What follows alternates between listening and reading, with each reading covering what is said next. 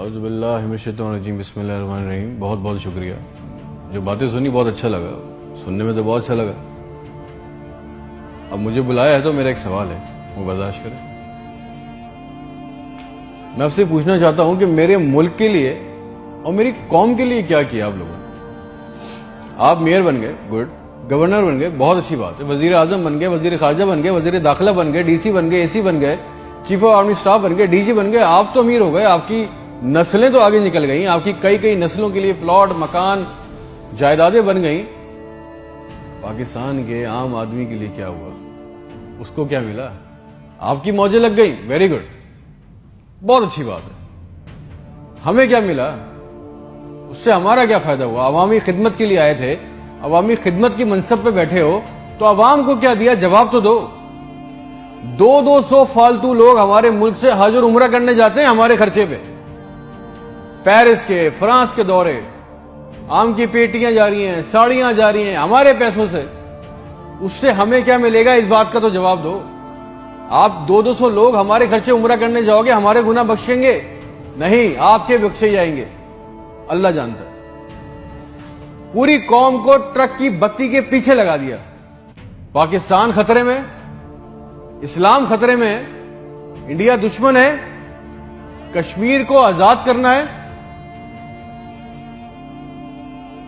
نہ پاکستان کے لیے آج تک کسی نے کچھ کیا، نہ اسلام کے لیے کچھ کیا، نہ گھنٹہ انڈیا میں کچھ بگاڑ سکے۔ مودی اپنی تقریروں میں کہہ رہا ہے چھوڑ دو پاکستان کو، وہ اپنی موت خود مر رہا ہے۔ زرداری چور، نواز چور، عمران چور، اس کا پیسہ نہ کوئی پکڑا گیا آج تک اس ملک میں، نہ کسی کا پیسہ واپس آیا۔ اس کی باری، اس کی باری، اب اس کے بیٹے کی باری، اب اس کی بیٹی کی باری۔ عوام کو ٹینس کے میچ میں لگایا ہوا ہے، بال ادھر بال ادھر، ٹینس کا میچ چل رہا ہے، ہمیں اس سے کوئی فائدہ نہیں ہو رہا۔ ایک غریب، مقروض، لاچار ملک، کھربوں روپے کا بجٹ تو اتنی بڑی بڑی جائگنٹک کابینہ کھا جاتی ہے۔ کرتی کیا ہے یہ؟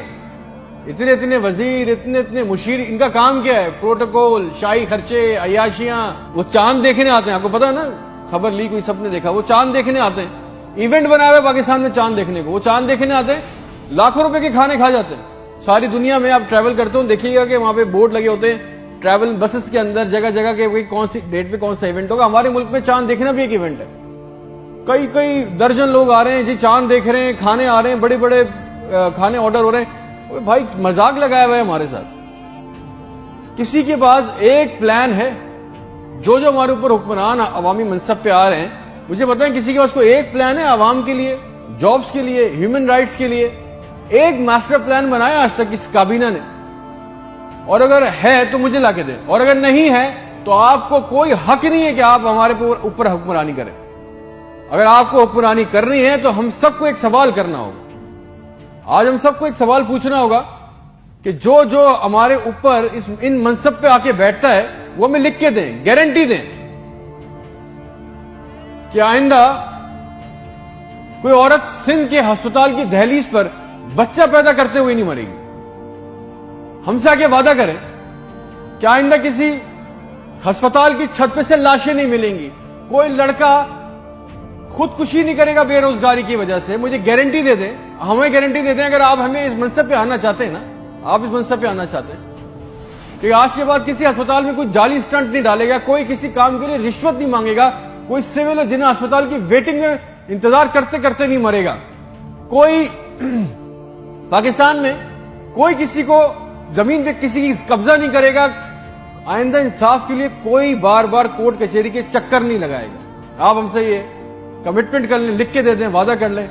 آپ کو ہم سے جو گارنٹی چاہیے، جو ووٹ چاہیے، جو آپ کو ہم سے سپورٹ چاہیے، ہم آپ کے لیے کرنے کو تیار ہے۔ کوئی عورت لکھ کے دے دیں کہ آج کے بعد نہر میں اپنی بچیوں کے ساتھ نہیں کودے گی کیونکہ اس کے پاس رات کے کھانے کے پیسے نہیں ہیں۔ کوئی بے قصور جیل میں نہیں سڑے گا۔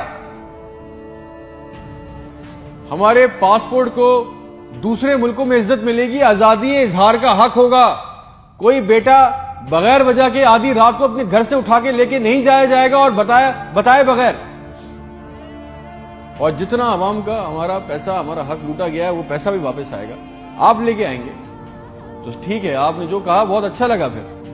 پھر جو آپ چاہتے ہیں، جو سپورٹ کوپریشن ہم سے چاہیے, ہم دینے کو تیار ہیں, عوام دینے کو تیار ہے.